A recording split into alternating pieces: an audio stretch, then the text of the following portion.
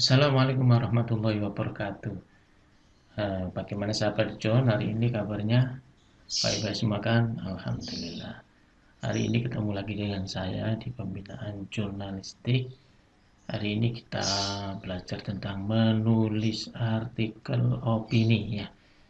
Oke. Bagaimana kabar kalian? Baik-baik semua kan? Oke, marilah kita belajar tentang artikel opini yang merupakan eh, hobi saya ya. Salah satu hobi saya adalah menulis artikel opini ya. Apa itu artikel opini? Kita lihat ya. Apa itu artikel opini? Nah, bicara menulis opini, yang terpenting di sini adalah kita harus punya misi menyebarluaskan gagasan, mentransfer gagasan ke ruang publik, memengaruhi publik, gagasannya diterima atau diperdebatkan, memberikan wawasan dan pengetahuan untuk orang lain, mengasah otak ini ya, coba fungsinya, menajamkan pikiran, menantang munculnya ide-ide baru, menantang pendapat orang dengan argumentasi yang siap untuk diperdebatkan. Ini adalah menulis opini. Nah, kegiatan menulis opini ini mestinya kegiatan yang dilakukan dengan hati, dengan kesukacitaan, kegembiraan, membagi gagasan dan kecintaan, menyumbangkan ilmu dan pengetahuan. Jadi kegiatannya menulis opini harus menyenangkan. Jadi kalian ketika mau menulis opini itu harus dengan perasaan senang ya. Jangan sampai nulis opini itu ada misi dendam atau membalas seseorang. Nah, ini jangan ya. Harus ada misi cinta di situ ya. Ada cinta. Nah, siapapun sesungguhnya bisa dan mampu untuk menulis opini. Setiap orang yang memiliki pengetahuan mampu menulis sesungguhnya ia bisa menulis opini. Nah, manfaat gagasan bisa menyebar, membuat orang dikenal, mendapat honor juga jangan lupa ya. Jadi saya pernah menulis di Jawa Pos itu dapat 500.000 ya, lumayan ya. Nah, sekitar itu ya, sekitar itu. Kalau kalau nggak salah itu resensi itu 250.000. Sekarang ya, nah itu dulu saya sudah jarang nulis lagi ya. Yang kebanyakan nulis sekarang di media-media lokal. Oke, saya lanjutkan lagi. Hampir semua surat kabar menyediakan rubrik opini dan menyediakan honorarium untuk opini yang dimuat. Ya, tapi tidak semua ya, ada yang gratisan juga ya. Ada yang dia buku disuruh ngambil lagi ya. Opini-opini beraneka ragam, sosial politik, agama, pertanian, perkebunan, pertambangan ini boleh ya, sesuai ahlinya ya. Kalau orang sosial bicara sosial, saya orang pendidikan, sering menulis artikel tentang pendidikan. Penulis dengan latar belakang bidang yang dikuasinya, jadi jangan memaksakan diri untuk menulis yang bukan bidangnya. Contoh saya nulis masalah pertanian jauh ya, mungkin geografi ya ada ya. Janganlah ada bicara tentang yang hukum misalnya, itu jauh sekali saya ya. Oleh karena itu saya mungkin berani kalau nulis pertanian, masih mungkin berani kalau hubungannya dengan geografi. Kemudian masalah politik juga masih bisa umum ya, apalagi masalah pendidikan itu memang ranah saya ya. Nah, akan mendapat tempat khusus di media massa jika ia menulis opini tentang bidang yang dikuasai tersebut ya. Jadi usahakan kita dikenal oleh media itu sebagai ahli apa ya, pendidikan ya, pendidikan. Jangan sebagai ahli pendidikan nulis politik, nanti ya menjadi tidak sesuai dengan keahliannya. Oke, kadang media secara khusus meminta orang-orang tersebut untuk menulis topik-topik tertentu, hari-hari tertentu. Contoh Sajipto Rajo itu hukum dan ketertiban masyarakat, Ignas Leden di sosial, Mulia Lubis hukum, AS Dilon pertanian, ini di beberapa koran besar. Di penulis bukan memasukkan tulisan, kalau tingkatannya kami saja memasukkan tulisan, tapi setingkat ini orang-orang yang ini malah disuruh nulis oleh media ya. Menjadi penulis yang diundang, bukan yang mengajukan tulisan. Nah, tapi Pak Misyid ini biasanya mengajukan tulisan baru nanti dibuat. Nah, mereka ini tidak langsung menjadi penulis opini, belajar melalui banyak tahap, memiliki kompetensi yang membuat masyarakat mengakui lah mereka ini dulu, ingat dulunya ya, mereka ini menjadi kompeten karena memang merangkak dari awal. Sekarang sudah manen ya, sudah memanen. Seperti HSD Lom ini sudah diakui sebagai ahli pertanian yang berkaliber ya. Nah, antara opini dan kolom. Sekarang opini itu apa sih? Opini itu pendapat, pikiran, atau pendirian. Opini itu pandangan seseorang tentang suatu masalah. Tidak sekedar pendapat, tetapi pendapat ilmiah.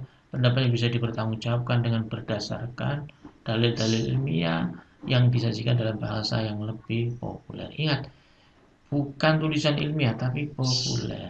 Nanti kita lihat contohnya ya. Kalau sudah mulai contoh, nanti kita tahu apa itu populer ya. Untuk menulis opini dibutuhkan riset penguat dari organisasi penulis untuk menekan gagasannya. Opini ditulis dan dituangkan dalam bentuk artikel. Nah, riset ini tidak harus kita sendiri, bisa risetnya orang lain yang kita gabungkan dengan analisis kita, bisa seperti itu ya. Nah, kolom dalam opini yang lebih cair ya. Nah, ini biasanya kalau ada di koran-koran itu ada kolom ya.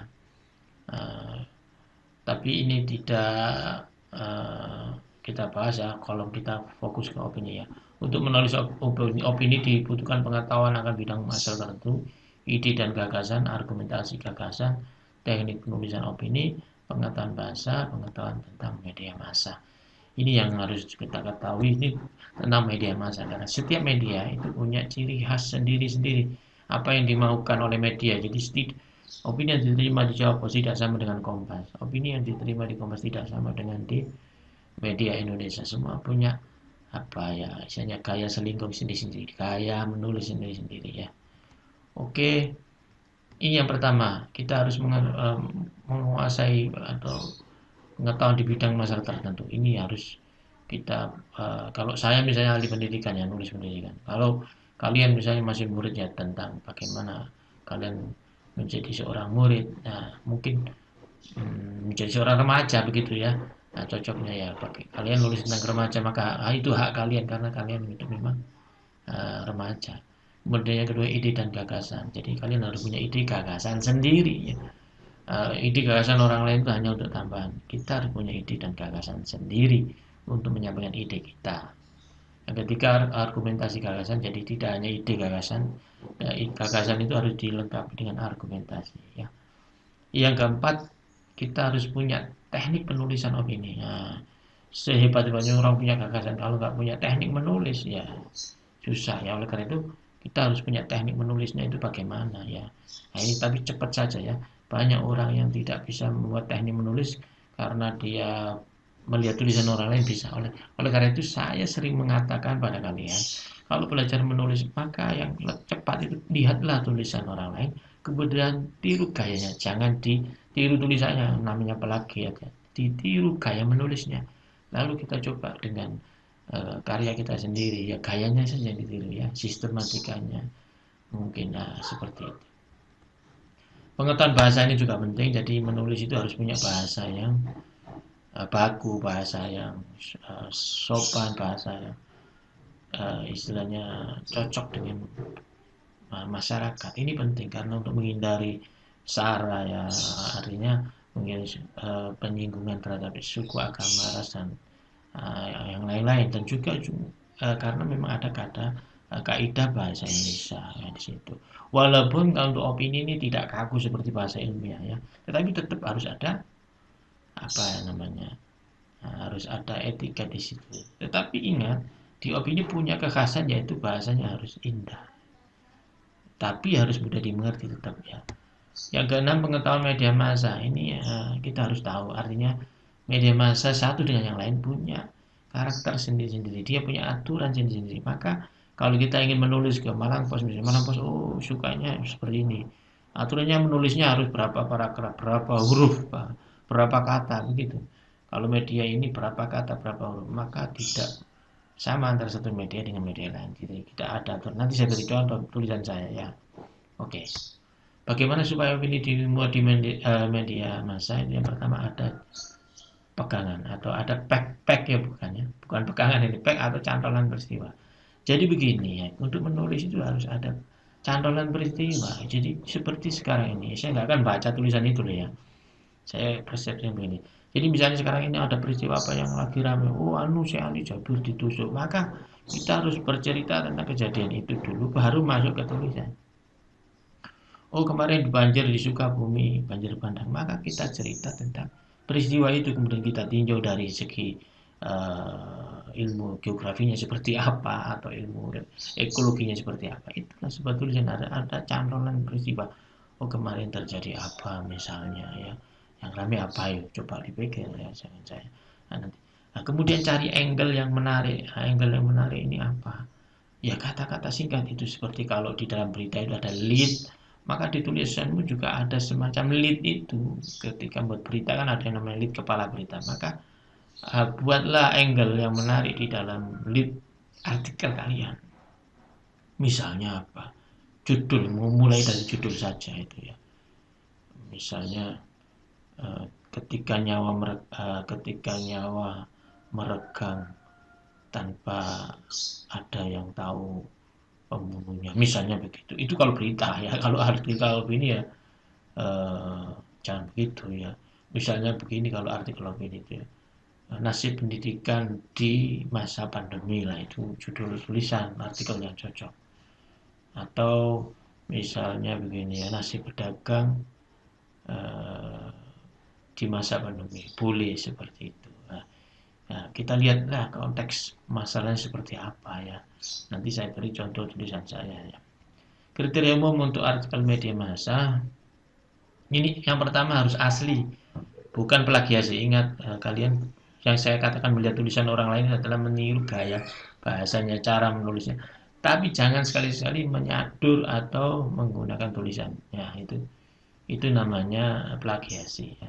Kemudian belum pernah dimuat di media atau bentuk lain, ya, jadi nggak boleh satu tulisan dikirim ke media lain tanpa ada perubahan. Nah, oleh itu saya biasanya nulis ke media lain, dari satu ke media lain itu saya ubah berapa kalimat, berapa kata, judulnya juga saya ganti, maka boleh. Tapi kalau persis dikirimkan ke media satu media lain itu namanya nggak boleh juga ya.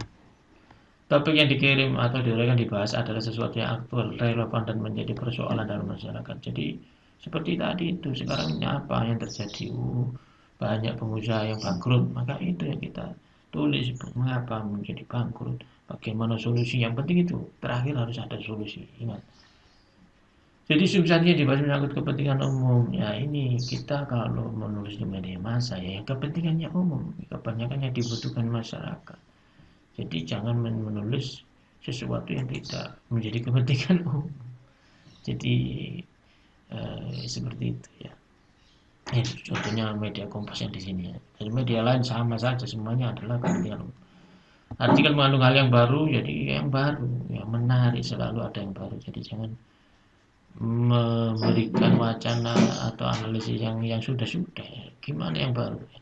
Uraiannya bisa membuka pemahaman atau pemanaan baru maupun inspirasi atau suatu masalah atau fenomena.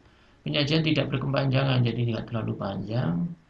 Kemudian banyak tulisan 3,5 halaman kuarto spasi ganda 700 kata atau 5.000 karakter dengan spasi ditulis dengan program Word. Ini biasanya seperti ini. Tapi ingat ini semua media beda-beda ya. Mungkin ada yang minta 7.000 karakter atau ini kayaknya Kompas ini biasanya pakai 5.000 karakter. 3,5 halaman kuarto 700 kata ini biasanya Kompas. Kalau dia sudah ngomong gini kalian harus patuh. Kalau enggak langsung di delete. Itu biasanya pertama dilihat itu panjang lah daripada kepanjangan gini. Ngedit sudah ditolak aja banyak yang mau nulis. Jadi aturan seperti ini tuh kalau bisa harus dipatuhi. Jadi tentang panjang tulisan ya. Artikel tidak boleh ditulis berdua atau lebih. Ya ini artikel hanya seorang. Jadi lupa itu nulisnya berdua ya hanya satu orang ya, biasanya memang orang penting itu punya asisten, tapi asisten itu biasanya menuliskan namanya tetap yang bosnya ya, kemudian jadi tidak dua-duanya dimasukkan ya, tapi bosnya harus bertanggung jawab kalau namanya dia, maka pimpinan juga harus yang bertanggung jawab menanggung tulisannya ya. Ya memang ada kasus seperti itu karena ada masalah. Begitu di cross check ternyata dia ngomong ini asisten saya, tidak bisa kalau dia namanya sudah jatuh dia mau ya harus tanggung jawab dengan isi tulisannya.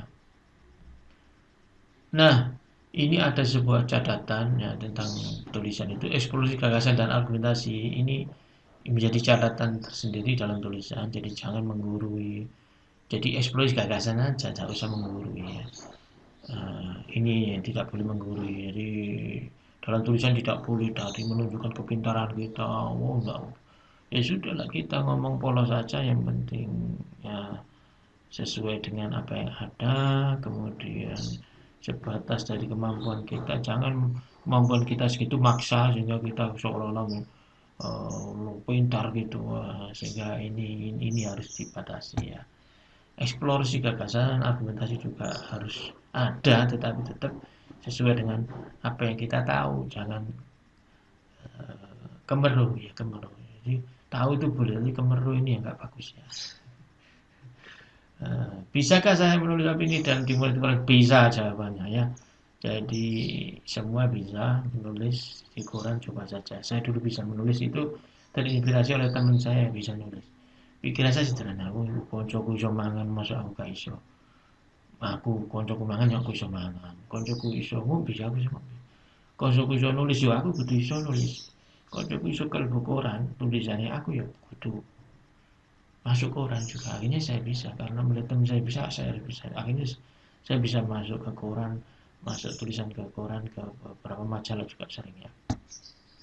Tidak ada penulis opini yang langsung terkenal, semua dari bawah. Salah satu cara belajar yang baik membaca opini-opini dari penulis terkenal lain nih, makanya kita itu biasanya terinspirasi kalau kita mau belajar dari tulisan orang lain, maka kita akan uh, terinspirasi dan mau mencontoh seperti itu. Nah, ini ada catatan tulisan ditolak biasanya. Gimana biasanya tulisannya ditolak oleh media? Jadi begini, ingat, artikel opini di media-media terkenal seperti Kompas, Jawa itu numpuk di redaksi. Oleh karena itu dia pilih-pilih mana yang bagus. Nah, biasanya yang ditolak itu ya karena ini ya, topik atau tema kurang aktual loh.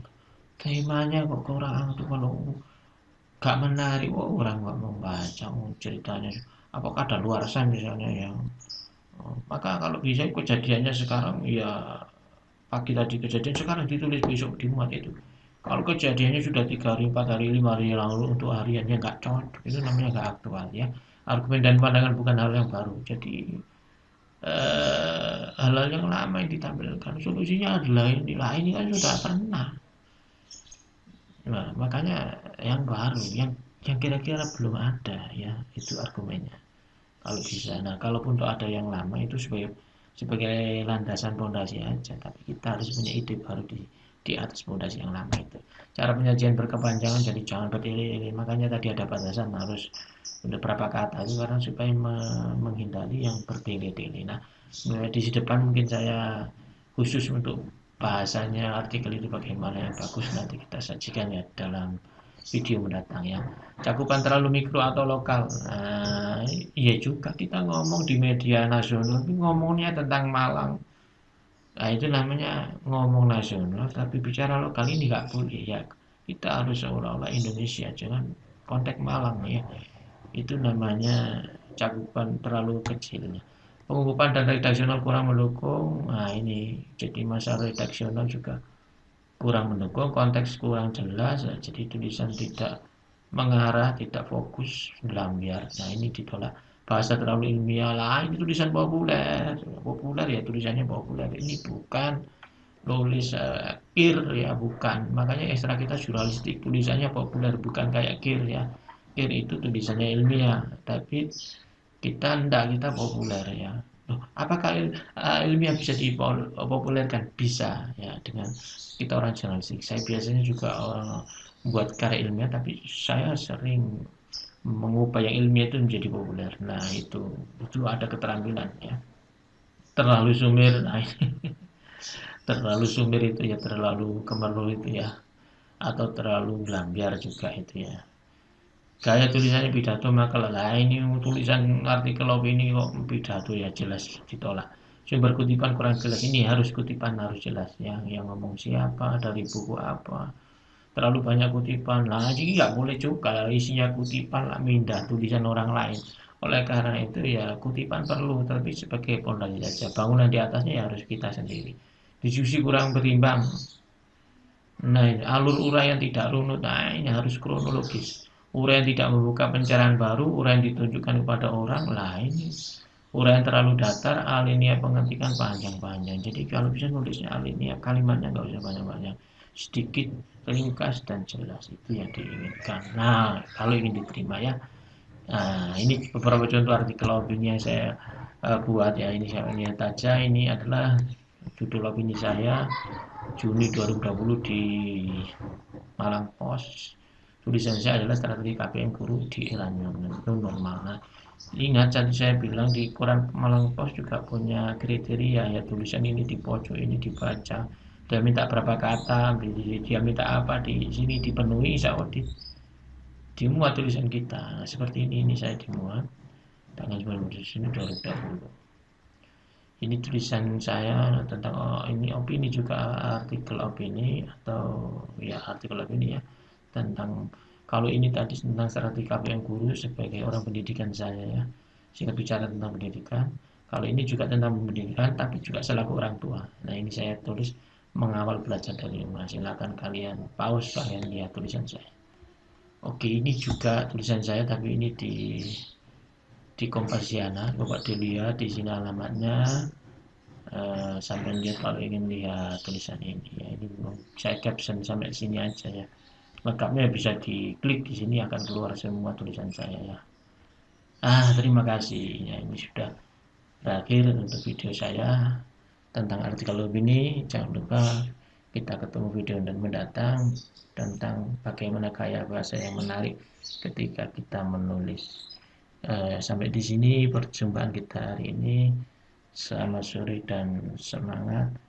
Dan jangan lupa kalau ada tugas dari saya untuk membuat artikel ya. Terima kasih dari saya. Assalamualaikum warahmatullahi wabarakatuh.